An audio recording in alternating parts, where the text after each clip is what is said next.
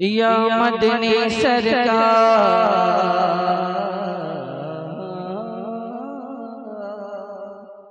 یا مدنی. کتنا بڑا تماشا ہونے جا رہا ہے، کتنا بڑا تماشا ہونے جا رہا ہے. کوئی فلم بنی ہے ہم دو ہمارے بارے، اس کو لے کر کے ہنگامہ.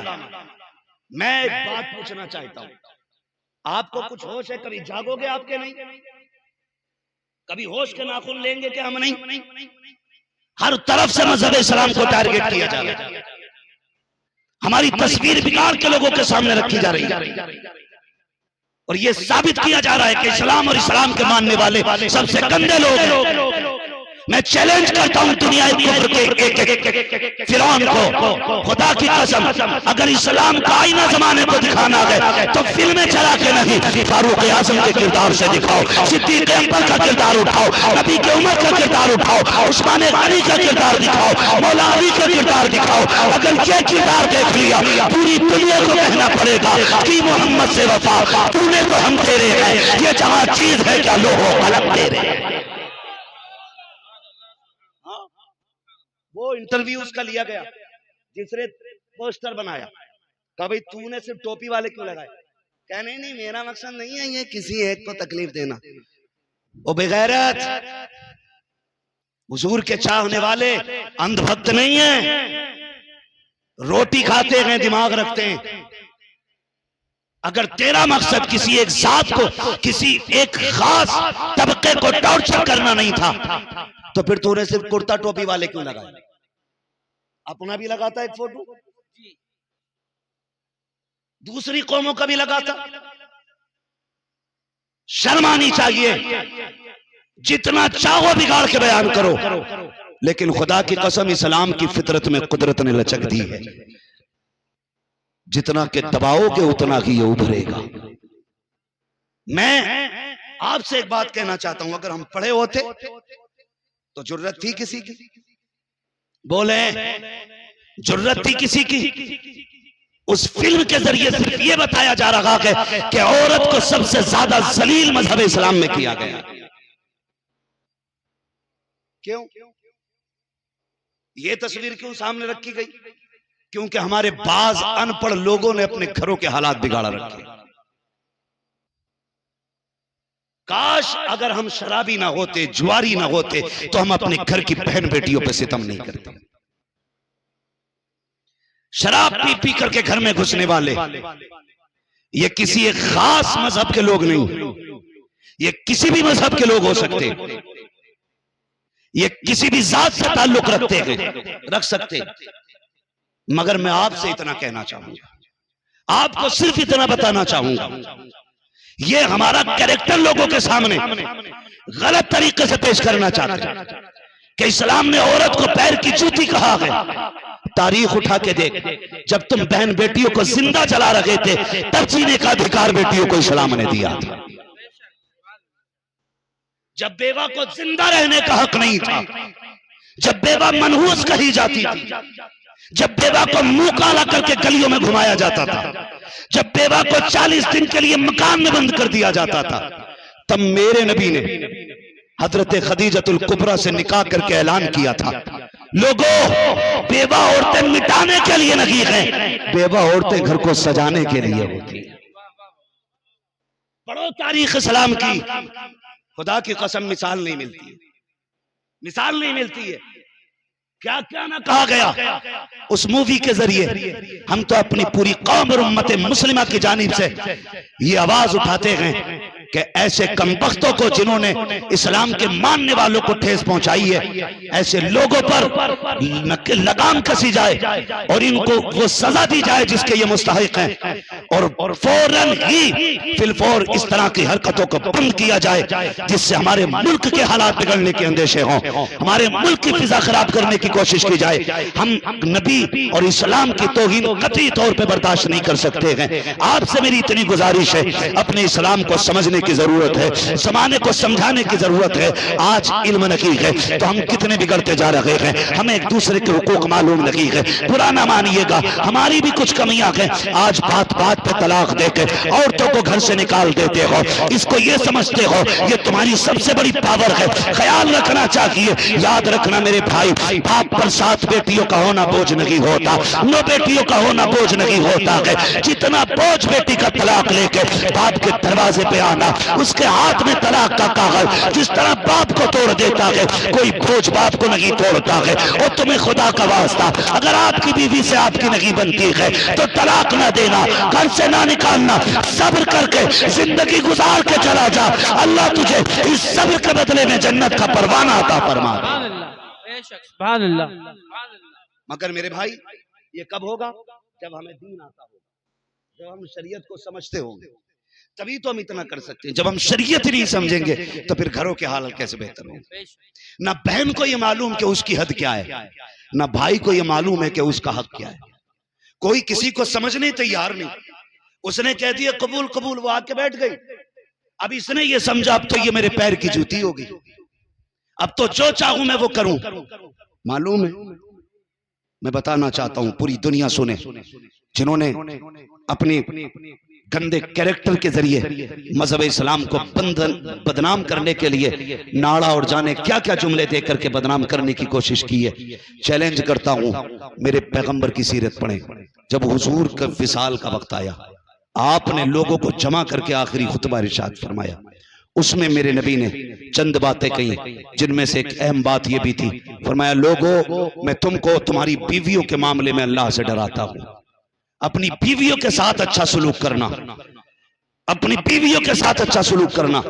یہ آخری وقت میں میرے نبی نے اعلان فرمایا تھا. ہم لوگ کیا سوچتے ہیں, ہم لوگ کیا سوچتے ہیں, یہ آئی ہے پیر کی جوتی بن کر کے, اس کو نیچے ہی رہنا پڑے گا. ایسے گھر نہیں چلا کرتے. تاریخ کا یہ باب بھی پلٹ کر کے دیکھو. جانتے ہو میرے نبی نے 25 سال حضرت خدیجۃ الکبریٰ کے ساتھ گزارے, لیکن حضرت خدیجۃ الکبریٰ کہتی ہیں آج تک مجھے یاد نہیں ہے کبھی نبی کو دروازے پہ آ کر کے آواز دینے کی ضرورت پڑی ہو. حضور کے آنے سے پہلے میں دروازہ کھول دیتی تھی. ایک دن میرے نبی نے کہا تھا, اے خدیجہ بتا تو صحیح, 25 سال ہو گئے کبھی مجھے کھانسنے کی ضرورت نہیں پڑی, کبھی آواز نہیں دی, بتا تو صحیح تجھے کب پتا چل جاتا ہے کہ میں دروازے پہ آ گیا ہوں. حضرت خدیجۃ الکبریٰ کہتی ہیں یا رسول اللہ میں آپ سے کیسے بتاؤں, آپ صرف گھر سے جاتے ہیں, خدیجہ کے دل سے نہیں جایا کرتے ہیں.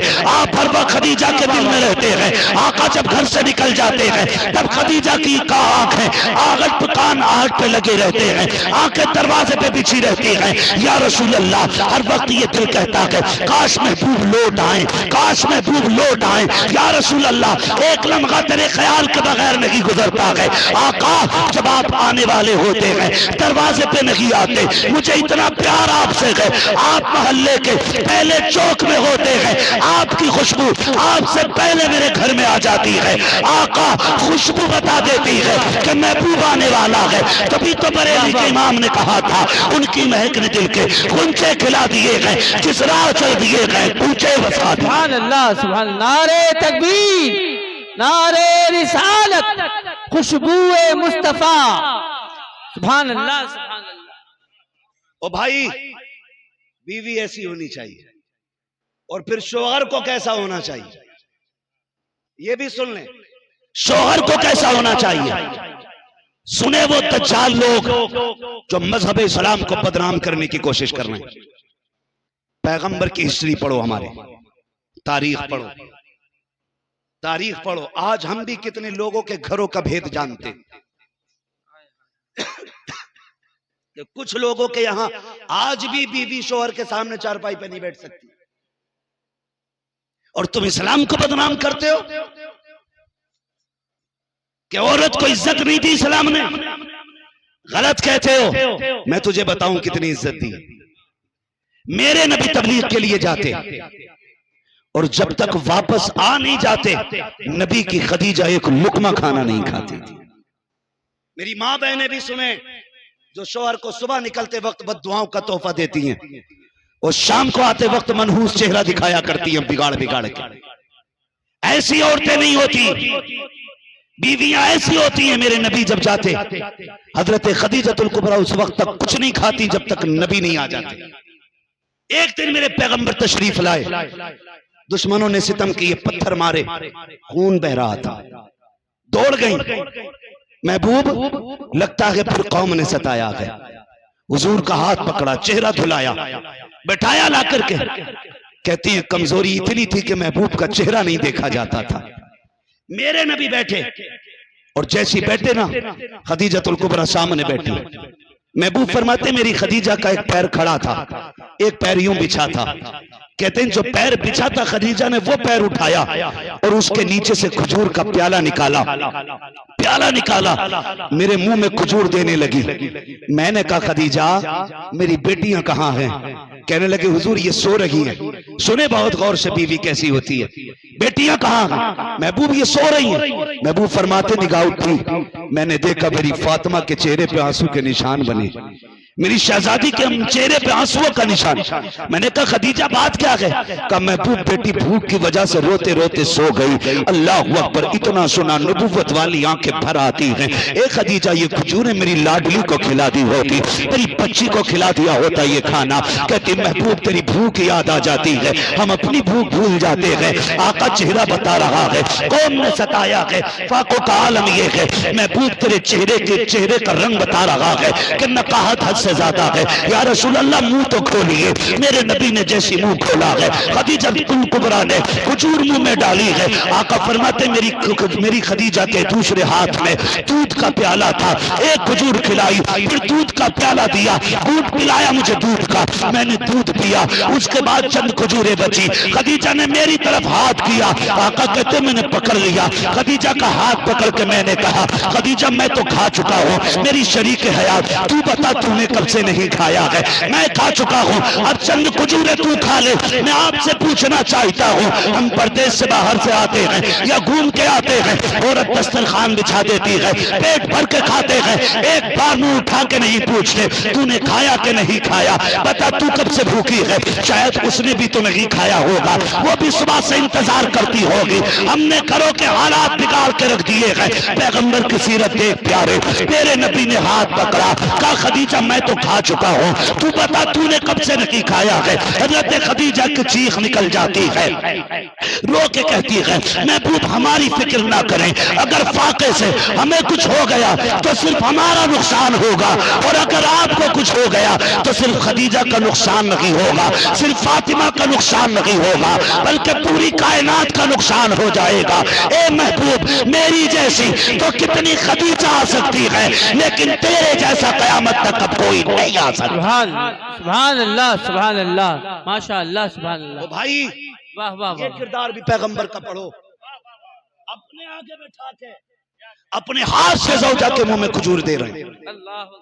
تمہارے ہاں تو بستر پہ نہیں بیٹھ سکتی، میرے پیغمبر نے ساتھ بٹھا کے کھلایا۔ یہی اسلام ہے، اور رہتی دنیا تک یہی قانون رہے گا۔ ہمارے یہاں کا نظام موسم بدلنے پہ نہیں بدلا جاتا، جو قانون بن گیا وہ بن گیا۔ مذہب اسلام نے کتنی عزت عورت کو دی، بات بہت لمبی ہو جائے گی، بس آخری بات سن لیں۔ میرے محبوب غسل کر کے باہر تشریف لائے، ام المومنین عائشہ صدیقہ، سچے باپ کی سچی بیٹی، پارسا باپ کی پارسا بیٹی، جنتی باپ کی جنتی بیٹی، حضرت عائشہ صدیقہ آگے بڑھی، مذاق میں محبوب کے بدن پہ آٹا لگا دیا۔ کیا لگا دیا؟ اگر گھر میں جھگڑے کرتے ہو تو ختم کر لینا، ختم کر لینا، آٹا لگا دیا۔ جب آٹا لگایا محبوب غصہ نہیں ہوئے، ڈاٹا نہیں، یہ نہیں کہا میں بھی نہا کے نکلا ہوں، یہ تم نے آٹا لگا دیا۔ حضور اندر گئے، پھر آٹے کو صاف کیا، پھر تشریف لائے، پھر لگا دیا۔ حضور پھر گئے، صاف کیا، پھر اس کے بعد حضور کپڑے پہن کے باہر جانے لگے، ام المومنین نے یوں ہاتھ لگا دیا، باہر نہیں جانے دوں گی محبوب۔ حضور ادھر ہٹتے ہیں تو وہ ادھر ہٹ جاتی ہے، حضور ادھر سے نکلنا چاہتے ہیں تو ادھر ہٹ جاتی ہے۔ یہ کون ہے؟ کس کا راستہ روکا جا رہا ہے؟ یہ کوئی چار لوگوں کا سرپنچ نہیں، یہ گاؤں کا مکھیا نہیں، یہ ایک علاقے کا ودھایک نہیں، یہ ایک ملک کا منتری نہیں، یہ وہ ہے جو معراج میں چلے تو بیت المقدس میں سارے نبی ہاتھ باندھ کے پیچھے کھڑے، ہاں جس کا اپنا پروٹوکول یہ ہے کہ جب بیٹھے براق پہ تو لاکھوں فرشتے لائن میں کھڑے ہوں، جبریل جس کی نکیل پکڑ کے چلے سواری کی، وہ پیغمبر ہے۔ ادھر ہٹتے ہیں تو ادھر ہٹ جاتی ہے، ادھر ہٹتے تو ادھر ہٹ جاتی ہے۔ محبوب فرماتے عائشہ چاہتی کیا ہو، چاہتی کیا ہو؟ کہ حضور میرے لیے مغفرت کی دعا فرما دے۔ کیا مانگا؟ کیا مانگا؟ مغفرت کی دعا۔ میری بہن، میری ماں، میری بیٹی کان کھول کے سن، شوہر مونڈ میں اٹھ تجھ سے پوچھے کیا چاہیے تو کہتی ہے ایک ہار بنوا دو، گردے بیچ کے ایک کنگن بنوا دو، پھیپڑے بیچ کے پزیب لا دو، یہ تیری ڈیمانڈ ہوتی ہے۔ اور وہ نبی کی زوجہ محبوب فرماتے کیا چاہیے؟ یہ نہیں کہا سونا چاہیے، یہ نہیں کہا چاندی چاہیے، یہ نہیں کہا ہیرے چاہیے، کہا محبوب مغفرت کی دعا کر دے۔ اور میری بہن کبھی تیرا شوہر تجھ سے خوش ہو اور تجھ سے یہ کہے تجھے کیا چاہیے کہ بس ہاتھ بڑھا دے اور میرے ہاتھ میں ہاتھ دے کے وعدہ کر مجھ سے راضی ہو کے دنیا سے جائے گا کہ نہیں، بتا میری خطاؤں کو معاف کیا کہ نہیں۔ اور میری بہن تجھے کیا پتا ہے جس دن تو اس حال میں دنیا سے گئی کہ تیرا شوہر تجھ سے راضی ہے، جنت کے ساتوں دروازے کھولے جائیں گے اور کہا جائے گا جس سے تیری مرضی ہے اس دروازے سے چلی جا، اس لیے کہ رب کا وعدہ ہے جس عورت سے شوہر راضی ہوتا ہے اس عورت سے اس کا خدا بھی راضی ہوا کرتا ہے۔ کیوں نہیں مانگتی شوہر کی رضا؟ واہ واہ واہ، ہار لا دو، سبحان اللہ، چوری کر کے لاؤ یا جیب کاٹ کے لاؤ، کیا بات، صحیح سے بھی لاؤ تو بیچارہ وہ بھی چوری کر لے۔ سود بیاج پہ میڈم کو راضی کرنا، ورنہ سالن میں نمک زیادہ ہوگا، کبھی روٹی چلی چلی آئے گی، کبھی مرچ تیز ہوگی۔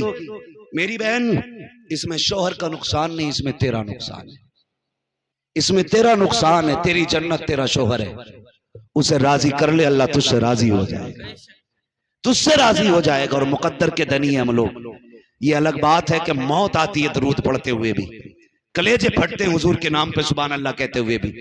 احسان مانو آمینہ کے لال کا۔ عائشہ صدیقہ نے جب کہا تھا نا حضور میرے لیے مغفرت کی دعا فرما دے، محبوب کے ہاتھ اٹھ گئے، کہنے لگے یا اللہ میرے عائشہ کی مغفرت فرما دے۔ اتنا کہنا تھا عائشہ صدیقہ زمین پہ گری اور ایسے لوٹنے لگی جیسے بچے زمین پہ لوٹتے۔ محبوب کہتے ہیں عائشہ آپ کیا کر رہی ہو؟ کہا آقا مجھے بڑی خوشی ہو رہی ہے۔ کہا کس بات کی خوشی؟ کہا میں وہ خوش نصیب ہوں جس کے لیے محبوب نے مغفرت کی دعا کر دی ہے، مغفرت کی دعا کر دی ہے۔ جب اتنی بات کہی نبوت والے لبوں پہ مسکراہٹ آئی۔ آقا فرماتے ہیں عائشہ تم نے ایک بار دعا سن لی ہے تو اتنی خوش ہو رہی ہو، یہ وہ دعا ہے جو میں نے آج تمہیں دی ہے، صبح شام اپنی امت کے ہر گناہگار کے لیے کیا کرو۔ سبحان اللہ، سبحان اللہ، واہ واہ واہ، ہاں ماشاءاللہ۔ اور میرے بھائی وہ کہا تھا کسی نے تمہارے ہی لیے تھا گناہگاروں سیاہکاروں، یہ شب بھر جاگنا اور رات بھر رونا محمد کا۔ دین سیکھیں، پڑھیں، گھروں کے حالات بہتر کریں۔ ہم دو ہمارے 12 یہ صرف قوم کے اندر، ملک کے اندر فساد اور فتنہ پھیلانے والی چیز ہے۔ ہم بیک زبان ہو کر کے متحد ہو کے اس بات کی ڈیمانڈ کرتے ہیں کہ اس طرح کی گندی چیزوں کو ریلیز ہونے سے روکا جائے اور ہمارے ملک کی امن اور شانتی کو باقی رکھا جائے۔ آپ سے اتنی گزارش ہے دین سیکھیے، خود بھی پڑھیے، بچوں کو بھی پڑھائیے۔ اگر آپ نہیں پڑھ سکتے ہیں تو پڑھنے والوں سے پیار کرتے رہیے گا، واہ واہ واہ، واہ، پڑھنے والوں سے پیار کرتے رہیے گا، پڑھنے والوں سے محبت کرتے رہیے۔ اگر آپ کے پاس آج وقت نہیں ہے پڑھنے کا تو آپ پڑھنے والوں کی مدد کریں، کسی کو قرآن کا ہدیہ کرا دیں، کسی کا بستر لے کے دے دیں، کسی کے سال بھر کے کھانے کا خرچہ اٹھا لیں، کسی کے 6 مہینے کا ناشتے کا خرچہ اٹھا لیں، کسی کی تعلیم کا خرچہ اٹھا لیں۔ ایک استاد کی 1 مہینے کی تنخواہ کوئی مقرر کر لے، پھر مر کے دیکھ انشاءاللہ تو قبر میں بعد میں پہنچے گا، مدینے والا تیری قبر میں پہلے آ جائے۔ واہ واہ واہ، کریں گے انتظام انشاءاللہ، انشاءاللہ، خالی باتوں سے کام نہیں چلے گا، کرنے سے کام چلے گا۔ ہر شخص کا کم سے کم ایک بیٹا حافظ قرآن ہونا چاہیے، ہر شخص کا ایک بیٹا حافظ قرآن ہونا چاہیے، ہر گھر کے اندر ایک عالم دین ہونا چاہیے، تاکہ ہم غریب ہو کے تو مر جائیں لیکن بے دین ہو کے نہ مریں۔ بہت تیزی کے ساتھ ہوا دوسری بھی چل رہی ہے جو بڑی آہستہ سے ہم سے ہمارے عقیدے چھینے جا رہے ہیں۔ یاد رکھیے گا، جن گھروں میں ایک حافظ ہوتا ان گھروں میں عقیدے محفوظ رہتے، جن گھروں میں ایک عالم ہوتا ان گھروں میں عقیدے محفوظ رہتے۔ اس لیے کم سے کم ایمان کی حفاظت کے لیے اپنے بچوں کو پڑھائیے، اپنے بچوں کو دین سکھائیے۔ کریں گے انشاءاللہ محنت سے پڑھائی، پڑھیں گے مدرسوں میں، بچوں کو پڑھائیں گے، بچے موبائل چلائیں گے۔ بیٹے کیوں ہنس رہا ہے تو چھوٹے والے؟ میرے لال، جو بچپن میں موبائل چلائیں گے وہ بڑھاپے میں اور جوانی میں بھیک مانگیں گے۔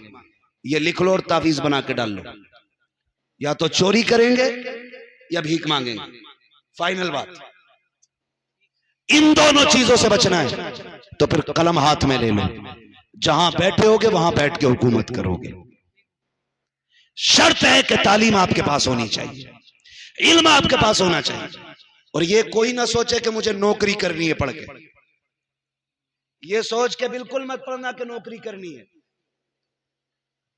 ضروری نہیں ہے آپ نوکری کریں، آپ نوکری کے لیے نہیں، آپ حکومت کے لیے پیدا کیے گئے، نوکری کی نہیں۔ آپ اس لیے پڑھیے تاکہ ہم اپنے سماج، اپنے ملک کو بہتر کریں۔ اس لیے کہ جہاں تعلیم ہوتی ہے وہاں نکھار آتا ہے، وہاں ترقی آتی ہے، وہاں پہ بربادی نہیں ہوتی، وہاں پہ آبادی آیا کرتی ہے۔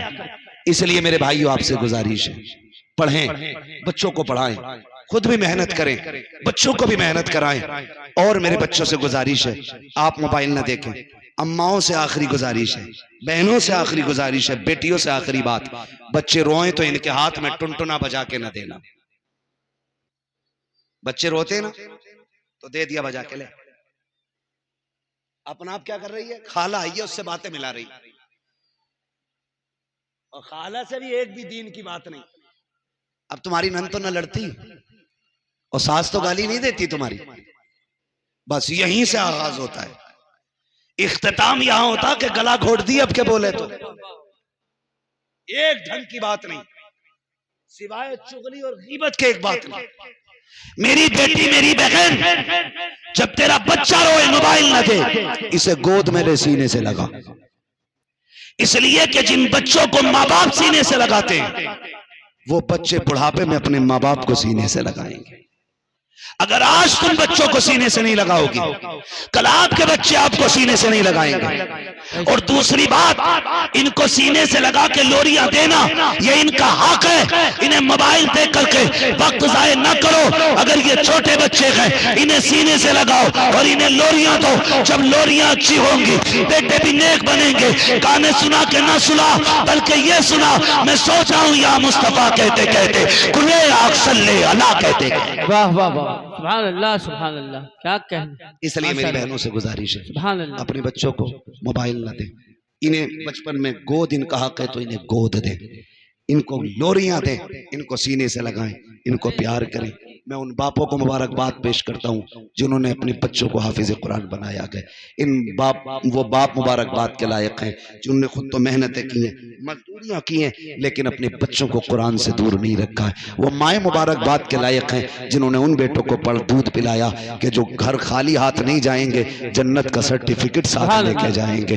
وہ بچے، وہ مائیں بہنیں مبارکباد کے لائق ہیں جنہوں نے ایسی بہن بھائیوں کے کپڑے دھوئے ہیں، جنہوں نے بہنوں کو بدلے میں جا کر کے گفٹ میں کوئی ہار نہیں دینا ہے، کوئی گفٹ میں انگوٹھی نہیں دینی ہے، بلکہ جا کے بہن سے کہنا ہے مبارک ہو بہن، تیرا بھائی جنت کا سرٹیفکیٹ لے کے آیا ہے۔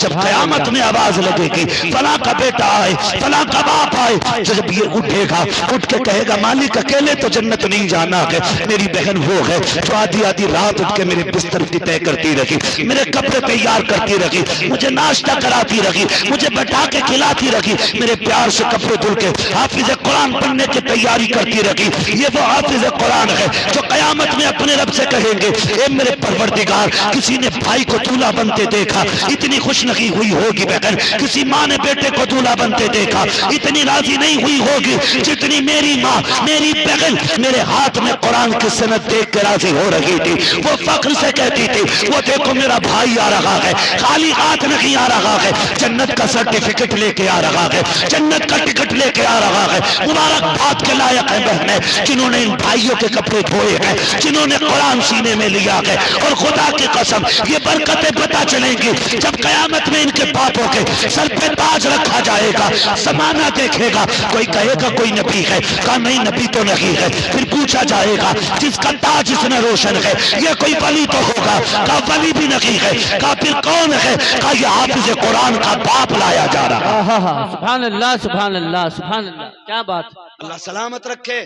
اور میں حافظوں سے بھی ایک بات کہہ کے جاؤں گا, میرے بچوں میرے بھائیوں میری ایک بات یاد رکھنا, یہ جو آج حافظ قرآن بنے ہو نا ماشاءاللہ, شاید پوری زندگی آپ اپنے باپ کو الف الحمد کے الف سے لے کے والناس کے سین تک پورا قرآن نہ سنا سکو. ہو سکتا نہیں سنا پاؤ گے. 99% حافظ قرآن اپنے باپ کو قرآن نہیں سنا پاتے. کیوں؟ کیونکہ باپ کو فرصت ہی نہیں ملتی. کبھی بہن بیٹی کے ہاتھ پیلے کرنے, کبھی گھر کی دوائیاں, کبھی بچوں کے خرچے اسے گھر میں بیٹھنے نہیں دیتے. وہ ایک دن یہ نہیں کہہ پاتا بیٹے 8 دن کے لیے فرصت ہے مجھے قرآن سنا. وہ تو سورج نکلنے سے پہلے نکل جاتا ہے اور سورج چھپنے کے بعد آتا ہے. وہ تو سوتے ہوئے بیٹے کا متھا چوم کے سو جاتا ہے یار. وہ تو ایک بار سوتے ہوئے بیٹے کو بھی نہیں جگاتا. یہ باپ ہوتا ہے. حافظ تم سے گزارش ہے, آپ کو جو حافظ قرآن بنایا گیا ہے اس لیے نہیں کہ تم چندے کرو, اس لیے نہیں بنایا گیا کہ تم جا کے صرف مسجد تلاش کرو. امامت یہ عزت دینے والا معاملہ ہے. اللہ جسے عزت دیتا ہے اسے قوم کی امامت عطا فرماتا ہے, یہ الگ مسئلہ ہے. لیکن تمہاری بھی ایک ذمہ داری ہے, اگر باپ کا جنازہ اٹھے اور تم زندہ ہو تو جب دنیا مٹی ڈال کے واپس آ رہی ہو تمہیں پلٹ کے نہیں آنا ہے, تمہیں لوٹ کے نہیں آنا ہے, بلکہ باپ کی قبر ہو یا بھائی کی قبر ہو بیٹھ کے کہنا کہ ابا پوری زندگی قرآن نہ سن سکا, نہ تجھے فرصت تھی نہ مجھے فرصت تھی, آج تو بھی فرصت میں ہے میں بھی فرصت میں ہوں. جب دنیا مٹی ڈال کے چلی جائے تمہیں پورا قرآن سنانا ہے, اس کے بعد قبر سے اٹھنا ہے. میرا ایمان کہتا ہے قرآن پورا ہونے سے پہلے اللہ تیرے باپ کو جنت میں بخشش کا پروانہ عطا فرما دے. یہ حافظوں کی ڈیوٹی ہے. میرے شہزادوں میرے لال, بڑی محنت سے تمہیں باپ نے پڑھایا ہے, مزدوریاں کی ہیں تمہیں پڑھایا ہے, خود لوگوں کے تانے سہے لیکن تمہیں پڑھایا جبکہ تم جوان تھے. تم بھی کما سکتے تھے لیکن وہ دھوپ بارش اس نے کسی چیز کی فکر نہیں کی. کوئی پوچھتا تھا, کوئی کرنے والا نہیں ہے. باپ غیرت سے نہیں کہتا تھا بیٹا شرابی ہے, باپ شرم سے گردن جھکا کے نہیں کہتا تھا بیٹا جواری ہے. وہ جب مزدوری کرنے جاتا لوگ پوچھتے کوئی ہے نہیں, فخر سے کہتا تھا ایک چاند ہے وہ میں نے قرآن کے نام کر دیا ہے. وہ مسجد میں قرآن پڑھ رہا ہے, وہ حافظ ہو رہا ہے, سر جھکا کے نہیں فخر سے کہتا تھا میں نے بیٹے کو اس کے لیے چھوڑ رکھا ہے. زمانہ سن کے مبارکباد دیتا تھا اور کہتا تھا مبارک ہو تو وہ نصیبوں والا ہے, تو نے ایسا لال پایا ہے جس نے تیری رضا کے لیے قرآن کو سینے سے لگا لیا. اس لیے بچوں تم سے گزارش ہے یہ جو قرآن پڑھا ہے یہ تمہیں باپ کو پڑھ کے سنانا ہے, ماں کی قبر پہ پڑھ کے سنانا ہے, اگر زندہ رہو تو بھائی کی قبر پہ پڑھ کے سنانا ہے. باتیں لمبی ہو جائیں گی, بس آخری بات یوں سمجھ لیں کئی بار بھائیوں کی کامیابی میں بھائیوں کی محنتیں لگی ہوتی ہیں. اکثر بڑے اس لیے زیادہ کامیاب نہیں ہو پاتے کیونکہ وہ باپ کی جگہ لے کر کے چھوٹوں کو بڑا بنانا چاہتے ہیں. لیکن افسوس ہماری قوم, افسوس جب یہی چھوٹا بڑا ہو جاتا ہے نا تو پھر بڑے بھائی کو نوکر سے زیادہ حیثیت نہیں دیتا ہے. خدا کا واسطہ جس نے تم پہ احسان کیا ہے نا کبھی اس کا احسان نہ بھولنا, کبھی احسان نہ بھولنا. اگر تمہارے بڑے بھائی نے محنت کر کے تمہیں پڑھایا ہے نا تو پوری زندگی اسے بڑے کا درجہ دینا ہے. تیرے سر پہ کتنی بھی بڑی پگڑی آ جائے, کتنی بڑی دستار کیوں نہیں آ جائے, لوگ تیرے ہاتھ چومتے ہو, اگر تیرا بھائی سامنے سے آ جائے مسند چھوڑ کے کھڑا ہو جانا. زمانہ کہہ کے اٹھ گیا, کہہ دینا یہ جو مسند ملی ہے اس کے کپڑوں کے پیبند کی وجہ سے یہ مسند ملی. وہ بھائی بھائی کہلانے کے حقدار نہیں ہے, جو اپنے بھائی کا حق ادا نہ کرے، جو اس کے احسان کو احسان نہ مانے۔ اللہ تعالی ہماری نسل کو قرآن اور صاحب قرآن سے پیار کرنے کی توفیق عطا فرمائے۔ ہزاروں سال نرگس اپنی بے نوری پہ روتی ہے، بڑی مشکل سے ہوتا ہے چمن میں دیدہ ور پیدا۔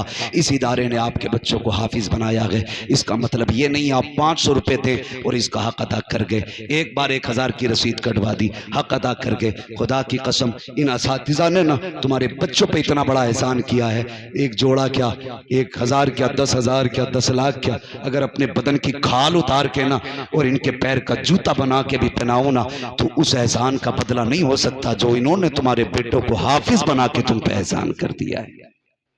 اس لیے آپ کی ذمہ داری ہے، آپ جب بھی ادھر آئیں ان سے ملیں یا نہ وقت ملے تو مدرسے آئیں، اپنے اس مدرسے کو نہ بھولنا جس نے تمہیں قرآن کی اتنی بڑی دولت سے نوازا ہے۔ فرمایا گیا قل هل يستوي الذين يعلمون والذين لا يعلمون، اے محبوب آپ فرما دیجئے جاننے والے اور نہ جاننے والے برابر نہیں ہیں۔ اس لیے ہم کوشش کریں گے کم سے کم ایک بیٹے کو حافظ ضرور بنانا ہے تاکہ قیامت میں ہم بھی حضور کو منہ دکھانے کے لائق ہو جائیں، ہم بھی حضور کو منہ دکھانے کے لائق ہو جائیں۔ مزار کی قوالیوں سے زیادہ، چادروں سے زیادہ، میلوں سے زیادہ ضروری ہے ہم اپنے اس پیسے کو تعلیم پہ خرچ کریں، بچوں کی ایجوکیشن پہ لگائیں، اپنے اداروں کو اچھا کریں اور مضبوط بنائیں اداروں کو تاکہ تعلیم اچھی ہو، اور جو سماج تعلیم میں اچھا ہوتا ہے وہ ترقی میں بھی آگے جایا کرتا ہے۔ اس لیے پڑھنے کی کوشش کریں، بس جو ہوئے غلط ان کو معاف فرمائے رب کائنات۔ زندگی نے دیا ساتھ، پھر ہوگی ملاقات، چمن رہا پھول کھلیں گے، زندگی رہی پھر ملیں گے، مسافر ہیں ہم بھی، مسافر ہو تم بھی، کسی موڑ پر پھر ملاقات ہوگی۔ فقیران آئے صدا کر چلے، صدا خوش رہو یہ دعا کر چلے۔ سارے لوگ کلمہ شریف پڑھ لیجئے، لا الہ الا اللہ محمد رسول اللہ وما علینا الا البلاغ۔ السلام علیکم ورحمۃ اللہ وبرکاتہ۔